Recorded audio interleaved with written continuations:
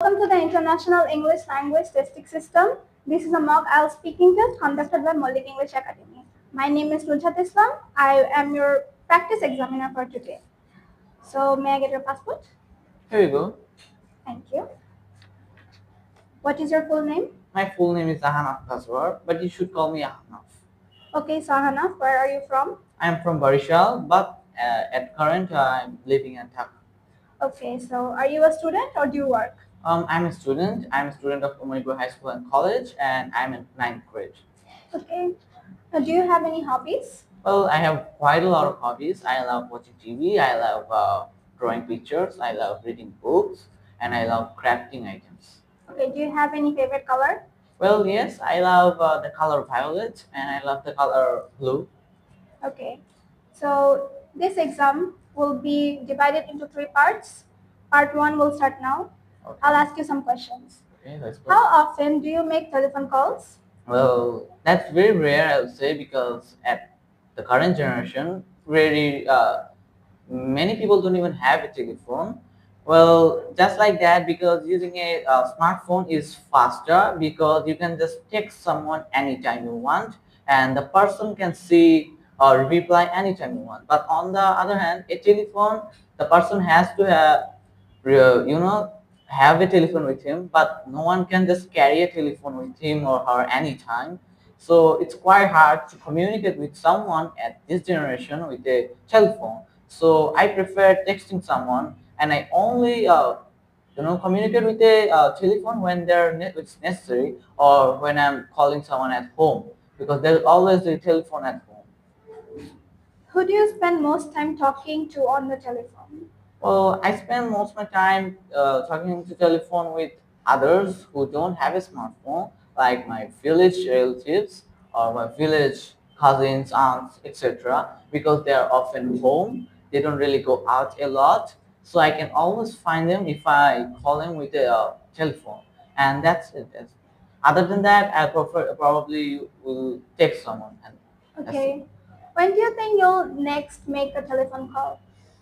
I don't really know. The future is unpredictable, but if I have to guess, I'll say maybe like 2 or 3 days later.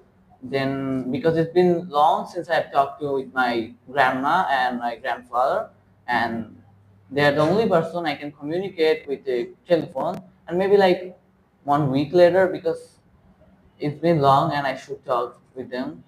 That's it. Do you sometimes prefer to send a text message instead of telephoning? Well, pretty much always I just send a message because all my friends, family members, my mom, dad, everyone has a smartphone, and everyone just prefers sending a text because it's more easy, efficient, and saves time. So yeah, most of the time I'll just text someone rather than calling someone with a telephone, which takes a lot of time. It's not very as efficient as that. But if I really have to do it, I will do it. And I told the reasons why I would call someone with the telephone before. Yes. And would ask, unless there's reasons like that, I won't really call someone. So Okay. it's very rare. Okay, so let's move on to part two. Okay. Here I'll give you a topic today, and you have to talk about this topic for at least 1 to 2 minutes. You have a minute to think about this topic. Here you go, your card and a pen. Thank you. Your minute starts now.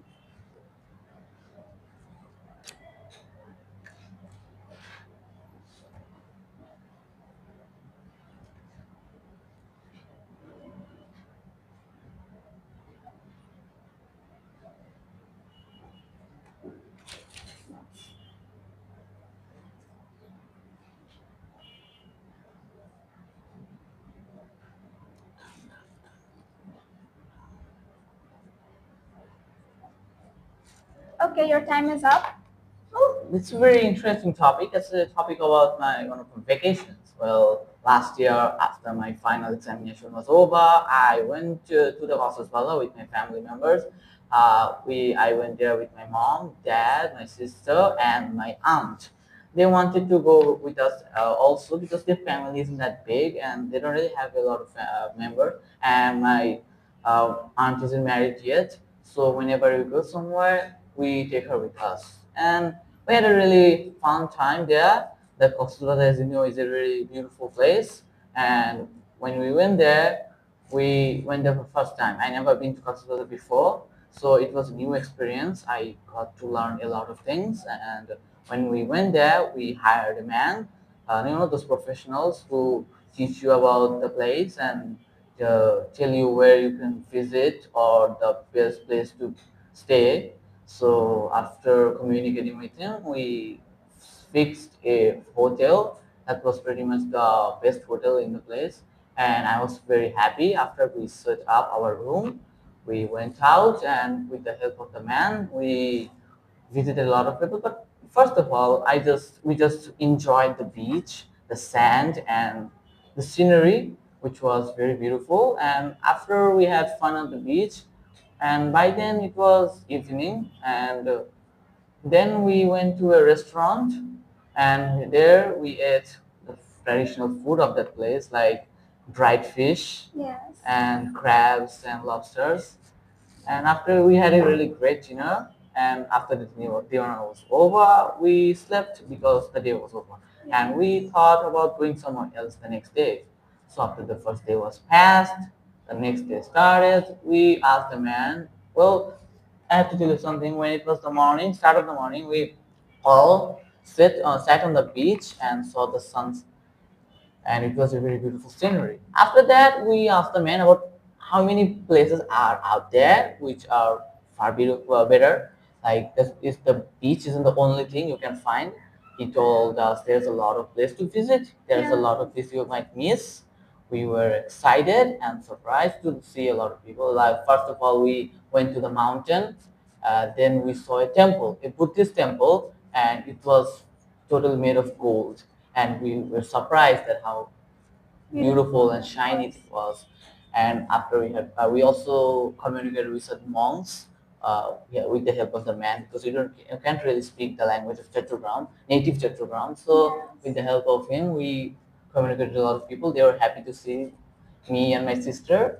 We also had some traditional food from them, and after we visited the temple, we went to another place. Like there's a resort where you can find lots of things, like there's an aquarium, you can find a lot of fish. And after that we went to the market to buy something.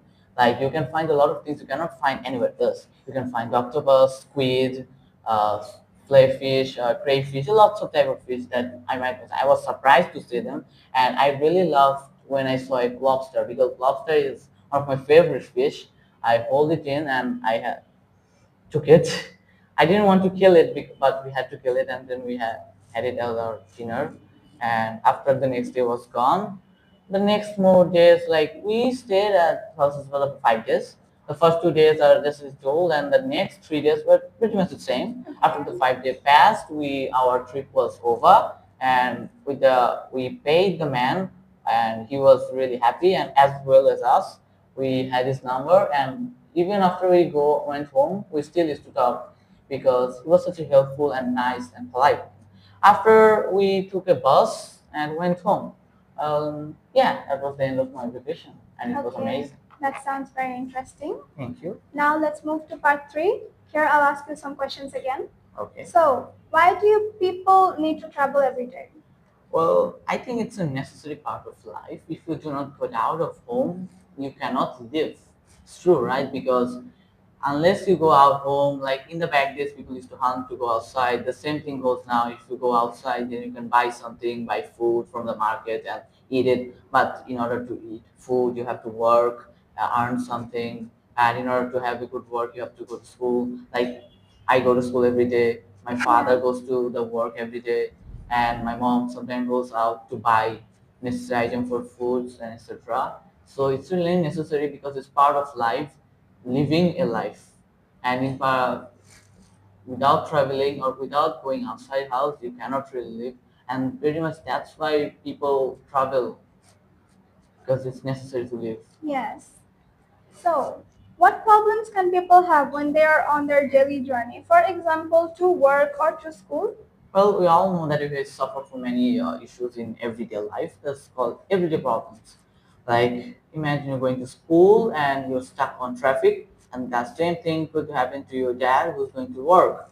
He might be stuck on traffic, same thing. And as for your mom, who might be out for buying something on the market, it might be really crowded, and she might not. It might make her, spend a lot of time and struggle a lot to many people. And aside from that, there are lots of other problems you can suffer. Like imagine your TV broke out, you have to buy something or etc. So yeah, pretty much these are the most common things like stuck on traffic or this.